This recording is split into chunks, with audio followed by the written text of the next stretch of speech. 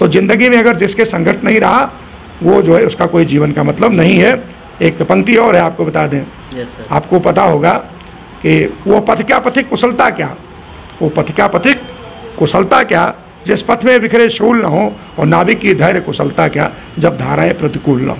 पढ़ने के नियम की बात अगर आप करते हैं तो पढ़ने के तरीके आपको आज बता दूं। पढ़ने का तरीका हमारे विद्वानों ने बताया है। उसके बाद फिर मुख्य परीक्षा में आए, मुख्य परीक्षा में हिंदी है, मैथ है, रीजनिंग है, तमाम इस तरीके से विषयों को हम तैयारी करते हैं। रही बात परीक्षा की बात करते हैं तो परीक्षा कुछ भी नहीं। दोस्तों नमस्कार, आप सभी का स्वागत है हरमित एजुकेशनल वीडियोज़ पे। तो आज हम पवन पांडे इंस्पेक्टर सर के सामने आज बैठे हुए हैं। जर्नी क्या रही, सर का पढ़ाई लिखाई क्या रहा और सर का ड्यूटी क्या है, और जैसे कि अभी यूपीएसआई की वैकेंसी आने वाली है, एसएससी जीडी की वैकेंसी आने वाली है, यूपी पुलिस की वैकेंसी आने वाली है, तो इस पे सारा चर्चा होगा। और सर काफ़ी देखिए दिनों से अभी कार्यरत हैं अपने ड्यूटी पे और काफ़ी अनुभव है, तो आपको बहुत ज़्यादा गाइड्स रहेगा, बहुत अच्छा आपको डायरेक्शन मिलेगा। तो आप लोग वीडियो में अंत तक बने रहिएगा। सर बहुत बहुत थैंक यू आपको। हरमीत जी बहुत बहुत धन्यवाद आपका। सर पहले हम जानेंगे आपके थोड़ा बहुत सर स्कूली पढ़ाई लिखाई क्या रही, फिर ड्यूटी के बारे में जानेंगे सर आपकी ड्यूटी क्या है। देखिए सबसे पहले मेरा परिचय आपको बता दूं, मैं ट्रैफिक इंस्पेक्टर प्रयागराज में अवेयरनेस का, जागरूकता का कार्यक्रम देखता हूं। मेरा नाम है पवन कुमार पांडे और मेरा चैनल भी है, आप जैसे चैनल आपका चल रहा है, ऐसे मैंने भी लोगों के लिए, टीआरपी के लिए नहीं, पैसा कमाने के लिए नहीं, मेरा मकसद है कि जो हमारी जागरूकता से, सड़क सुरक्षा से संबंधित जो नियम है, कानून है, वो आम जनमानस तक जाए और लोग सुरक्षित अपने घरों में चलें। मुख्य रूप से मेरा कार्य जो है प्रयागराज के अंदर लोगों को जागरूक करना, सड़क पर चलने के नियम बताना, गाड़ियों को पार्किंग कहाँ करनी है, क्या क्या और उसके नाम से हैं। एक सड़क परिवहन राजमार्ग मंत्रालय भारत सरकार द्वारा जो सुरक्षा के जो भी नॉर्म्स हैं, समय पर जो भी चीज़ें आती हैं, वो हम लोगों को जाकर के जागरूक करते हैं। विद्यालयों में जागरूक करते हैं, नुक्कड़ नाटक के माध्यम से जागरूक करते हैं। रेलवे स्टेशन हुआ, बस अड्डा हुआ, भीड़ भाड़ वाले तिराहे हुए, चौराहे हुए, वहाँ पर जाकर के लोगों को जागरूक करता हूँ। और मैंने अपनी ज़िंदगी में मिशन बना लिया सड़क सुरक्षा का। आपको बताना चाहूँगा कि जब सड़कों पर बल्क में 10-10, 12-12 एक्सीडेंट में मौतें हो जाती हैं, एक साथ घायल हो जाते हैं, चीखते कराते हैं, तो बड़ा कष्ट होता है। और मैंने नारा भी दिया है मौत की गाइडलाइन के अनुसार, घायल को अस्पताल पहुंचाएं, बाद में फिर वीडियो बनाएं। आपके यूट्यूब चैनल के माध्यम से, मैं पेपर के माध्यम से, मीडिया के माध्यम से मेरी विनम्र अपील है कि इस स्लोगन को आम लोगों तक पहुँचे और वो उनके जीवन में उनका इम्प्लीमेंटेशन हो। और इसी माध्यम से मैं अपने सड़क परिवहन राजमार्ग मंत्रालय, जिसको हम लोग शार्ट में मार्थ बोलते हैं, मार्थ से भी मेरी अपील है कि इसको राष्ट्रीय मान्यता प्राप्त किया जाए प्रयागराज से। ये मेरी विशेष अपील है। आपको बताना चाहूँगा, आपका जो मुख्य उद्देश्य आज की पीढ़ी को जागरूक करना है, तो सब इंस्पेक्टर बनने के लिए, एसआई जिसको बोलते हैं, इसके कई नामों से जाना जाता है। इसे कुछ लोग दरोगा बोलते हैं, अंग्रेजी में सब इंस्पेक्टर, हिंदी में उपरीक्षक, इसके 2-3 नाम हैं, तो सभी का एक ही पद है। तो इसके लिए 2 प्रकार की परीक्षाएं पहले हुआ करती थी, विभागीय परीक्षा भी और सीधी भर्ती भी। तो अब तो सीधी भर्ती होती है, प्रारंभिक स्टेज पे आप लिखित परीक्षा दें, उसके बाद फिर मुख्य परीक्षा में आए। मुख्य परीक्षा में हिंदी है, मैथ है, रीजनिंग है, तमाम इस तरीके से विषयों को हम तैयारी करते हैं। रही बात परीक्षा की बात करते हैं तो परीक्षा कुछ भी नहीं है। बस इतना आप जानिए कि जब आप सुबह से लेकर के शाम तक उठते हैं तो जो भी हमारे चारों तरफ दिखती हैं जो चीज़ें, प्रकृति में जो भी चीज़ें हैं, जो नियम संगत हैं, न्याय संगत हैं, उन पे हम अपना अध्ययन शुरू करें तो कोई भी परीक्षा जो है आसान हो जाती है। मैं एक चीज़ और आपको बताना चाह रहा था कि निकट भविष्य में वैकेंसियाँ आने वाली हैं।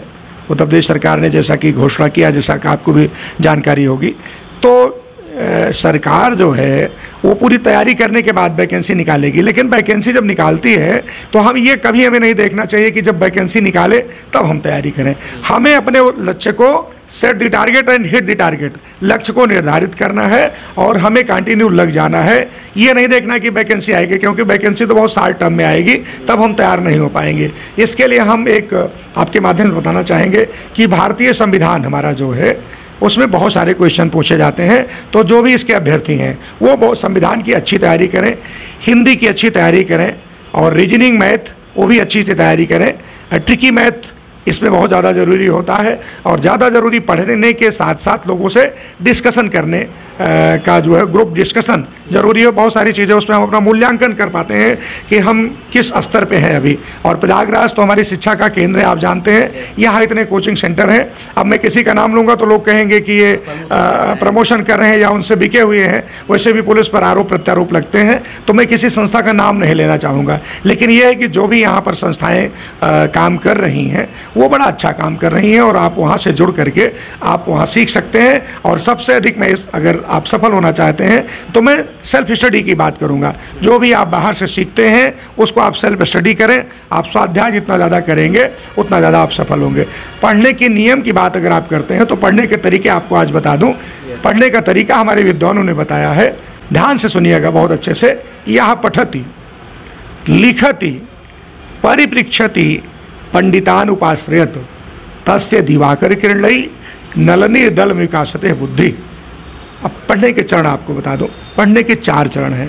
पहला है पठति, पढ़िए, लिखति, फिर लिखिए, परिपृक्षति, अपने गुरुजनों से, अपने जो भी आप जिसको अपना आदर्श मानते हैं उनसे डिस्कशन पूछिए। और फिर पंडितान उपाश्रयति, पंडितान का मतलब जो विद्वान हो उस विषय में, गणित का पंडित, गणितज्ञ होगा जो टीचर होंगे, अंग्रेजी का, संस्कृत का, इतिहास का, भूगोल का, जो उसका विद्वान हो उसके बारे उससे आप जा करके संगति करें, उससे उसके साथ ग्रुप डिस्कशन करें। तो जब चारों स्टेप में हम पढ़ेंगे तो हमारी बुद्धि का विकास उसी प्रकार से होगा जैसे कि सूर्य के किरण जब कमल के फूल पर पड़ता है तो कमल का फूल खिल करके कितना अच्छा लगता है। ये पढ़ने के नियम है। एक बार फिर से इसको रिपीट करना चाहता हूँ। यह पठति लिखति परिपृक्षति पंडितान उपाश्रयति तस्य दिवाकर किरणलयी नल्ली दल विकासते बुद्धि।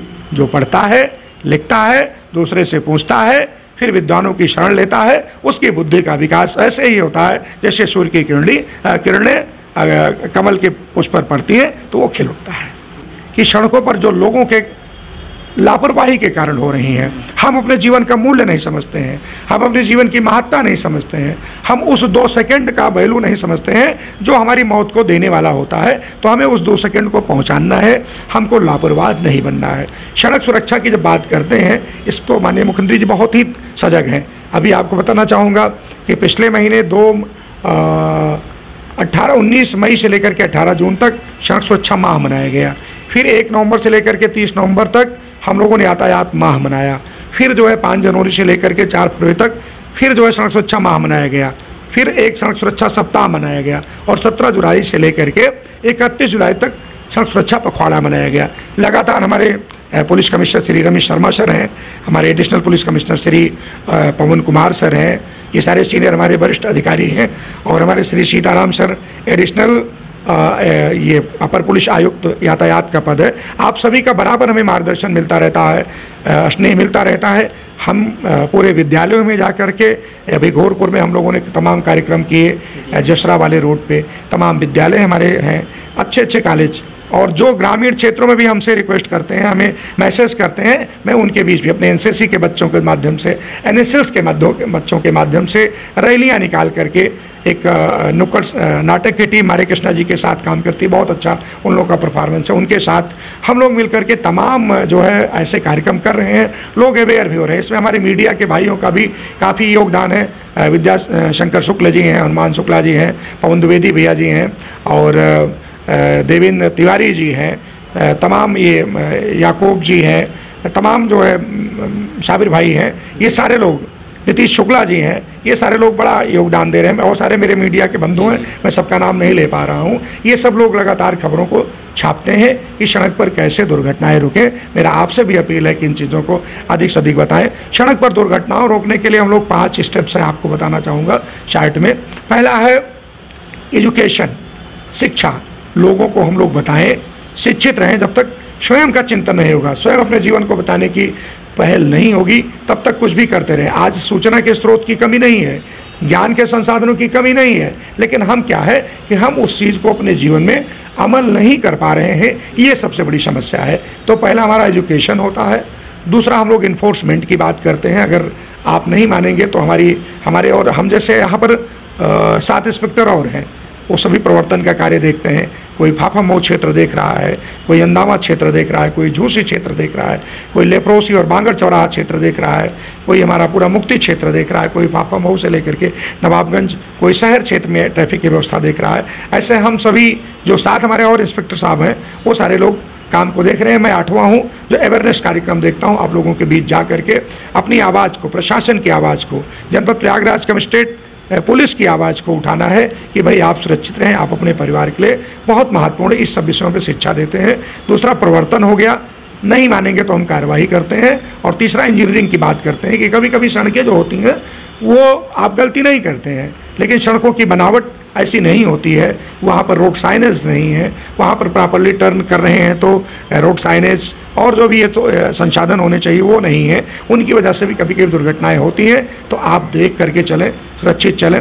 चौथा स्टेप इमरजेंसी केयर की बात हम लोग करते हैं, आकस्मिक देखभाल। हमारे यहाँ एक सड़क सुरक्षा समिति के मेंबर हैं डॉक्टर संजय बरनवाल जी, मैं उनका स्वागत करना चाहता हूँ आपके यूट्यूब के माध्यम से। सर का लगातार मेरे साथ हम दोनों लोग मुहिम छेड़े हैं कि जहाँ भी ज़रूरत पड़ेगी, चाहे कोई इनवाइट करे चाहे ना करे, फिर भी हम लोग कैंप लगा करके जागरूक करेंगे, सावधानी और बचाव हमेशा। तो डॉक्टर संजय बरनवाल सर के बारे में कहना चाहूँगा कि सर अभी संजीवनी एक संस्था थी, उसके साथ हम लोगों ने काम किया। और CPR कैसे दिया जाए, एक डॉक्टर ABC करके सर का फार्मूला है, वो मैं नहीं एक्सप्लेन करूंगा, सर से इंटरव्यू कराऊंगा आपका।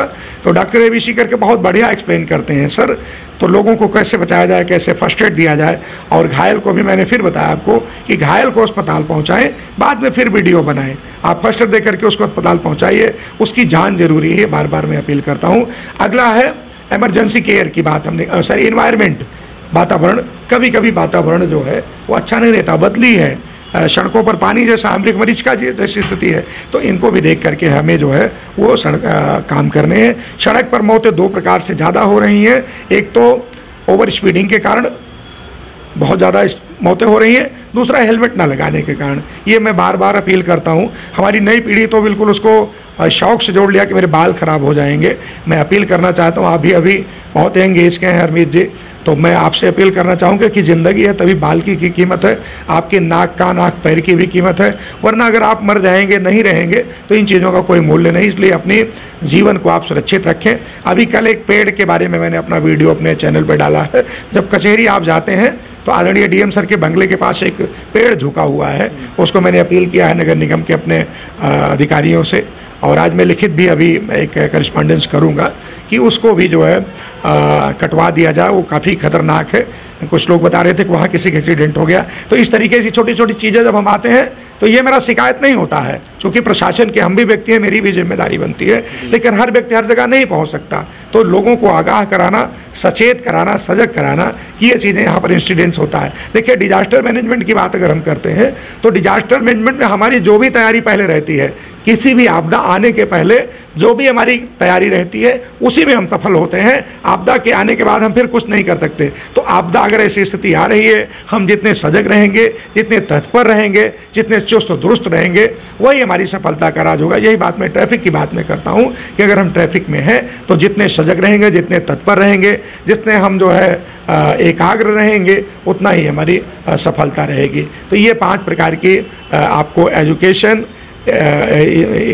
इन्फोर्समेंट, इंजीनियरिंग और इमरजेंसी केयर और इन्वायरमेंट, ये 5 चीज़ें हमारी सड़क सुरक्षा के लिए हैं। इन चीज़ों का हम विधिवत अगर पालन करेंगे तो हम सुरक्षित रह सकते हैं। साथ में सड़क सुरक्षा के जो सड़क परिवहन राजमार्ग मंत्रालय की बात है, उसमें उन्होंने बताया है कि गुड सैमरिटन की बात कहा है। गुड सैमरिटन ने एक आदमी इसको बोलते हैं कि जब भी कोई घायल व्यक्ति पहुंचाएगा किसी को अस्पताल तो उसको 5,000 रुपये का इनाम दिया जाएगा। अभी परम आदरणीय प्रमुख सचिव सर जब 2 तारीख को आए थे अपने प्रयागराज बनोट पे, तो उन्होंने 3 गुड सैमरिटन को सम्मानित किया, जिसमें हमारे Shri Rajesh Kumar Maurya sir RTO, Shri Alka Shukla ma'am ARTO, Ramsagar sir, Ranveer Chauhan sir, ये सब PTO साहबान हैं, और सभी लोगों ने मिलकर के, हमारे ADCP श्री सीताराम सर, ये सारे लोग लगातार, संतोष सर थे चले गए वो 12 में, उनका भी काफ़ी, हम सब लोग मिल करके इस पर अच्छा काम कर रहे हैं और गुड सैमरिटन के बारे में लोगों को जागरूक कर रहे हैं। हमारा प्रयास है ट्रैफिक पुलिस की ये ललकार, हेलमेट को भार न समझो यार, ट्रैफिक पुलिस की ये ललकार, हेलमेट को बाहर समझो ना यार, हेलमेट लगाओ, हेलमेट लगाओ, इस तरीके से स्लोगन हम लोग बनाते रहते हैं, लोगों को अवेयर रहते हैं। अब कौन सा पसंद आता है? कुछ लोग तो हैं कि इंतज़ार करते रहते हैं एक्सीडेंट हो जाए, डेड बॉडी हो जाए, फिर हम क्या करेंगे। हम पुलिस प्रशासन मुर्दाबाद, प्रशासन मुर्दाबाद, ये सब नारे लगाने के लिए हम लोग खूब इकट्ठा हो जाते हैं।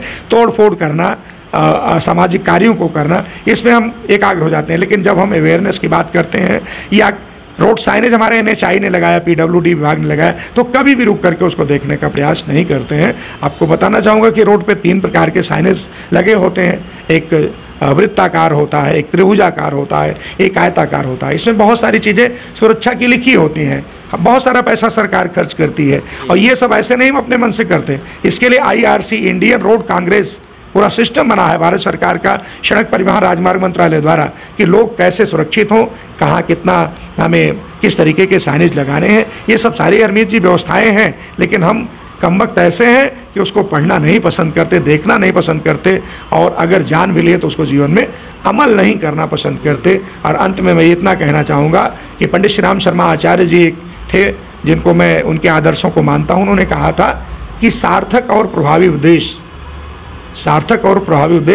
वाणी से नहीं बल्कि आचरण से प्रस्तुत किया जाए। तो जो भी हम उपदेश दे रहे हैं, जो भी चीज़ें हैं, अगर आप कुछ समाज में अच्छा देना चाहते हैं तो अपने जीवन में उसको उतारिए। जीवन में जब तक नहीं उतारेंगे तब तक उन चीज़ों का कोई मूल्य नहीं है। आप जितना आप व्यवस्थित जीवन जिएंगे, जितना एकाग्र जीवन जिएंगे, जितना संतुलित जीवन जिएंगे, वही आपकी समझदारी है, वही सड़क सुरक्षा से बचाव है। चूँकि मैं जागरूकता प्रभारी हूँ, मैं क्षेत्र में जाता रहता हूँ, तो मैं इतनी बात आपसे कहा, इसको लोगों तक पहुँचाएं और मेरा स्लोगन ज़रूर लोगों तक जाए। बिल्कुल डरे नहीं है, पुलिस किसी को परेशान नहीं करेगी।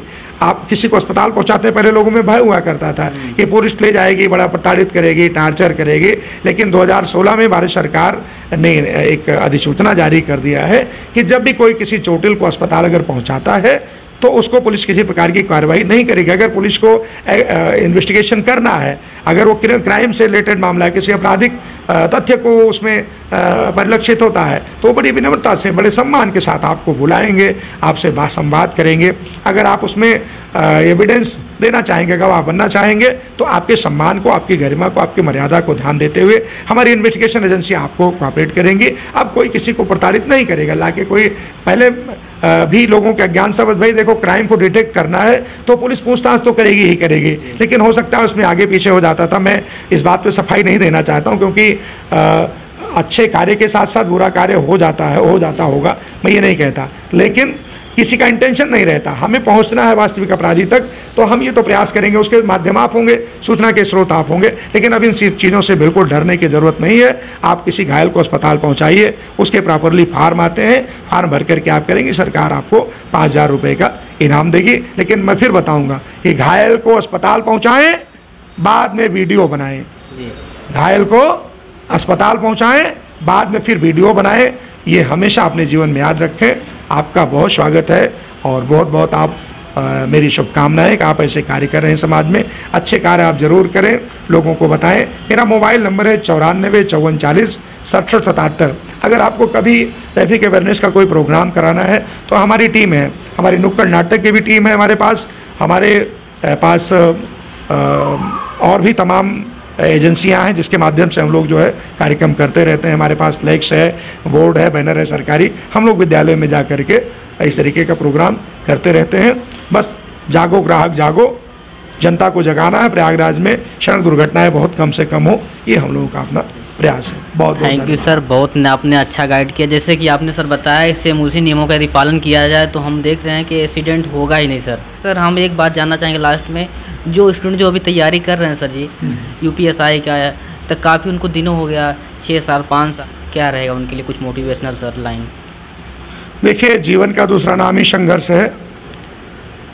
और आपको बता दें कि जो लंबे रेस के घोड़े होते हैं, जिसे ऊंचाई पर जाना है, वो अगर अपने मनोबल को, अपने आत्मविश्वास को कम कर लेंगे तो वो आगे नहीं जा पाएंगे। सबसे ज़रूरी बात यह है कि अगर उन्हें इस परीक्षा में सफल होना है तो उन्हें एक पेशेंस, अपना धैर्य बना के ज़रूर रखना होगा, क्योंकि मिलते नहीं साहजियों मोती गहरे पानी में। मिलते नहीं साहजियों मोती गहरे पानी में। गोताखोर डुबकियाँ लगाता है, 100 बार लगाता है, लेकिन आखिर उसकी कोशिश हर बार बेकार नहीं होती। कोशिश करने वालों की हार नहीं होती और कुछ किए बिना जय जयकार नहीं होती। आपको असफलता एक चुनौती है, हमने नहीं कहा ये पंक्तियाँ गाई गई हैं, कही गई हैं मेरे लिए। इसे स्वीकार करो, असफलता एक चुनौती है, इसे स्वीकार करो। क्या कमी रह गई देखो और सुधार करो। कुछ किए बिना जय जयकार नहीं होती, कोशिश करने वालों की हार नहीं होती। और मैथिली शरण गुप्त जी ने कहा था कि नर हो न निराश करो मन को, कुछ काम करो, कुछ काम करो। यह जन्म हुआ किस अर्थ हो, समझो जिसमें ये व्यर्थ न हो। कुछ तो उपयुक्त करो तन को, नर हो न निराश करो मन को। ये सब सारी पंक्तियाँ केवल कविताएं लिखने के लिए नहीं थी। ये हमें कॉलेज की परीक्षा तो हम लोग पास कर लेते हैं, लेकिन जीवन की परीक्षा पास करने के लिए ये शब्द विद्वानों के, कवियों के मंत्र रहे हैं। ये हमें जीवन में स्वीकार करना चाहिए, आत्मसात करना चाहिए। कड़ी मेहनत, ईमानदारी से किया गया मेहनत कभी नर्तक नहीं होता। हम आने वाली पीढ़ी को, जो बहुत सारी सोसाइटी की घटनाएं होती हैं, सारी मम्मी पापा मुझे माफ़ करना, मैं आपसे बहुत प्यार करता हूँ, इस तरीके की चीज़ों को करके सुसाइड कर लेते हैं। तो ज़िंदगी लंबी है, ज़िंदगी एक बहुत बड़ा दौर होता है, उसमें इतने छोटे छोटे विचारों को बिल्कुल ना लाएं। हम लोग हर कदम पे, कभी कभी हम लोग को प्यासे ड्यूटी करनी पड़ती है, भूखे ड्यूटी करनी पड़ती है। एक बार की बता दूँ, मैं चुनाव ड्यूटी में था, आपको बता दूँ, मेरे पास 500 की नोट पड़ी थी और मैं चाय के लिए 2 बजे तक इंतजार किया हूँ। आपको बता दूँ, प्रैक्टिकल घटना है। लेकिन अगर ये वर्दी है, हमने जनता का सेवा का जिम्मेदारी ले लिया, तो हम लोगों को भी समस्याएं आती हैं, हम लोग झेलते हैं, कहते हैं। तो ज़िंदगी में अगर जिसके संकट नहीं रहा, वो जो है उसका कोई जीवन का मतलब नहीं है। एक पंक्ति और है, आपको बता दें। आपको पता होगा कि वो पथ क्या पथिक कुशलता क्या, वो पथ क्या पथिक कुशलता क्या, जिस पथ में बिखरे शूल न हो, और नाविक की धैर्य कुशलता क्या, जब धाराएं प्रतिकूल न हो। भारत माता की जय, भारत माता की जय। वंदे मातरम, वंदे मातरम, वंदे मातरम। सर्वे भवन्तु सुखिनः, सर्वे सन्तु निरामयाः, सर्वे भद्राणि पश्यन्तु मा कश्चित् दुर्भाग्यं भवेत्। बहुत बहुत आभार आपका, बहुत बहुत धन्यवाद। थैंक यू सर, आपको भी सर बहुत बहुत धन्यवाद।